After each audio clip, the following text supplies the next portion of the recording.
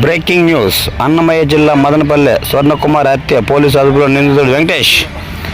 మదనపల్లె కాలనీలో గత నెల 29న అదృశ్యమైన స్వర్ణకుమారి హత్య చేసినట్లు పోలీసులు నిర్ధారణకు వచ్చారు.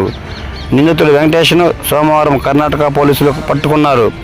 నిందితుడు ఇచ్చిన సమాచారంతో స్వర్ణకుమారి పథకం ప్రకారం హత్య చేసి 2 టౌన్ పోలీస్ స్టేషన్ పరిధిలో పాతిపెట్టినట్లు తెలుసుకున్న పోలీసులు